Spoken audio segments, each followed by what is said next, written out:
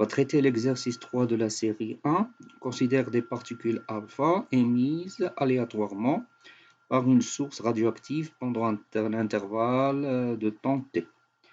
On va diviser l'intervalle t en un grand nombre de petits intervalles de longueur delta t, tels que la probabilité d'une désintégration pendant delta t est complètement indépendante des intégrations se produisant aux autres intervalles. D'accord? Donc, ce que je vais schématiser, donc j'ai le temps t de 0 à t et on va subdiviser, disons, ce temps-là en delta t. D'accord? Donc, j'ai ici delta t, 2 delta t, donc ainsi de suite, jusqu'à t. D'accord? Donc, l'intervalle entre deux expériences, donc l'intervalle, c'est delta t. Bien. Donc, qu'est-ce qu'on dit? Donc, on va définir une probabilité P d'apparition d'une désintégration pendant un temps delta t.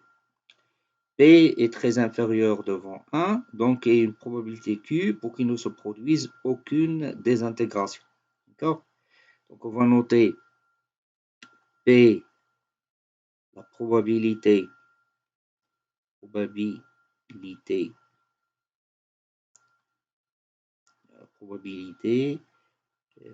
donc il y ait des intégrations. Avec P qui est très inférieur devant 1. Et Q qui est égal à 1 moins P, la probabilité pour qu'il n'y ait pas de désintégration. D'accord? On a bien sûr Q plus P qui est égal à 1. D'accord? Puisqu'il y a soit désintégration, soit il n'y en a pas. Donc Q c'est 1 moins P. Et on va noter N, le nombre des essais. D'accord? Des expériences. Des essais. Ça veut dire, c'est-à-dire nombre des expériences. D'accord? Voilà. Bien, donc on demande d'écrire plutôt, donc nombre total d'essais en fonction de t. Donc ça va être donc 1, n. Donc on a combien? Donc ici le nombre. Donc j'ai ici n expériences, n mesures, si vous voulez. Donc n, donc ça va être t divisé par delta t. La deuxième question, c'est de calculer la valeur moyenne du nombre de désintégrations n. D'accord? Bien, donc, deuxième question. Donc, je vais avoir, j'ai un problème de marche au hasard, donc problème de type marche au hasard. Donc, ceci implique que la variable aléatoire n, donc on va avoir une moyenne, puisqu'elle suit, donc c'est np, d'accord, puisqu'elle suit une loi binomiale, d'accord. Bien, donc on a bien ici donc la moyenne de n qui est bien n multiplie p.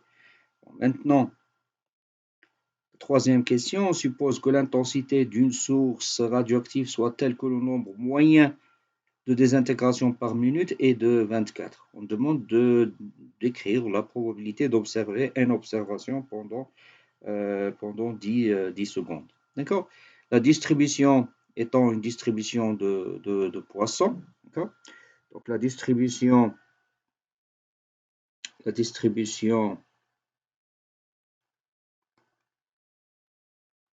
binomiale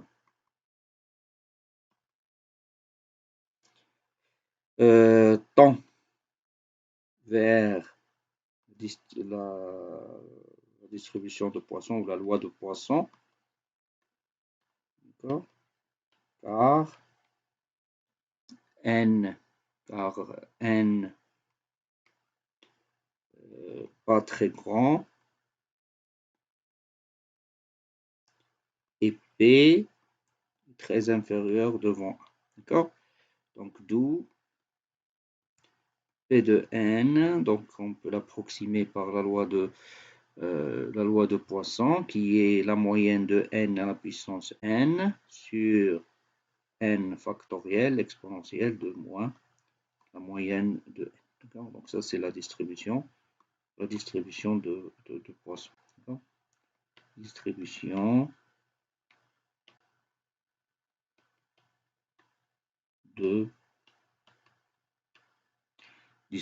de Poisson.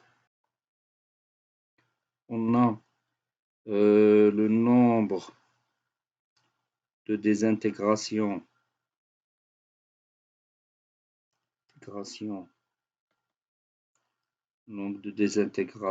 par seconde. On vous dit qu'on a 24 intégrations pendant 1 minute, c'est-à-dire 60 secondes. D'accord? Donc ça va être 4 donc sur 10 secondes. Donc ça va être, c'est-à-dire 4 donc ça c'est nombre de désintégrations. Et là, désintegration est là sur ça c'est des secondes, d'accord? Donc ça veut dire que la moyenne de n, ça va être égal à 4 en 10 secondes. D'accord? D'où la moyenne P de n, donc ça va être 4 à la puissance n sur n factoriel exponentielle moins 4. Donc ça c'est la probabilité qu'il y ait n désintégrations.